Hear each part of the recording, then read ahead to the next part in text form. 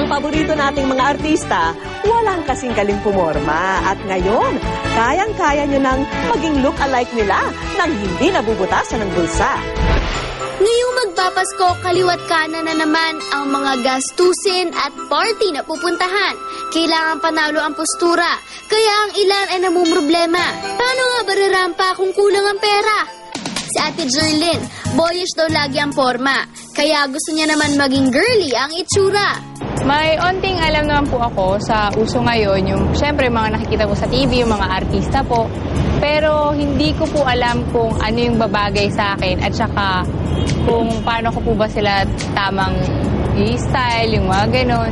Tsaka kung saan po ba talaga ako makakamura. Kaya ang celebrity stylist na sina Kuya Ken at ang kanyang assistant na si Paris. Tuturuan tayo ngayon kung paano magmukhang artista nang hindi nabubutas ang bulsa.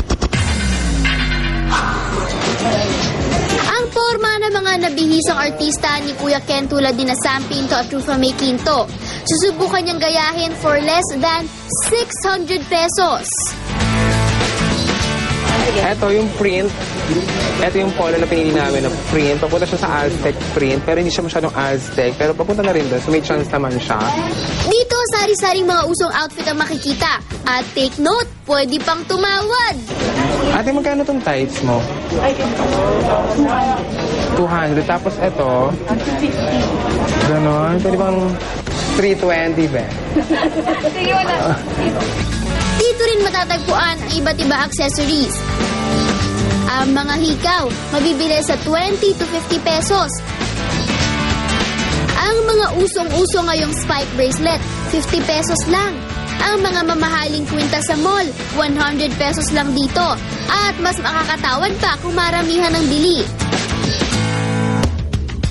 Kaya naman ang fearless Rufa May Quinto look na to na kung bibilhin sa mall ay papatak ng 1,500 pesos. Winners of 580 pesos lang. Uso-uso kasi ngayon ng Aztec prints at mga damit na lace.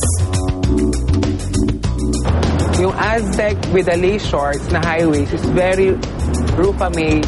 Not the print, pero yung polo na close yung buttons plus the high waist is very Rufa May Quinto. Tapos yung Aztec print naman kasi siya yung in ngayon. So kaya ako pumili ng, actually naghanap ako kanina ng Aztec print talaga, pero ang pinakamalapit na print is yun talaga.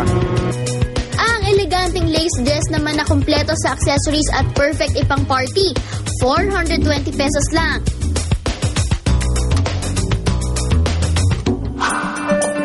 Isang store naman sa Cubao ang sunod naming target para ma-achieve ang stylish Sam Pinto look. So ito, ang gawin namin, iba girly dress siya. Nakakita kami ng perfect girly dress. Pero since si ate medyo boyish, lalagyan namin siya ng jacket, pero gawin namin siyang vest. Ang nude dress naman na ito, tinernohan ng denim jacket na ginupitan ng manggas para maging vest. At ano ang nangyari sa maong na manggas? Ginawang fashionable socks. Ang whole look na ito, super sulit sa halagang 320 pesos lang. Ang knitted top at printed shorts ala Sam Pinto na sa mall ay mahigit din 1,000. Sinamahan ng accessories mula Divisoria, halagang 340 pesos lang inabot. At kung sapatos naman ang usapan, naspatan namin ng isang murang-murang bilihin sa Cubao.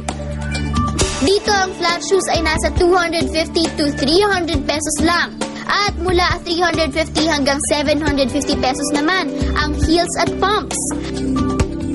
At kahit pa 750 pesos na ito, sulit na sulit pa rin dahil pwedeng-pwedeng i-match sa iba't ibang outfit. Kaya si Ate Jerlyn solve na solve ang problema ngayong holiday season. At ang pinaka-ikinatuwa niya, looking celebrity na siya, nakamura pa siya.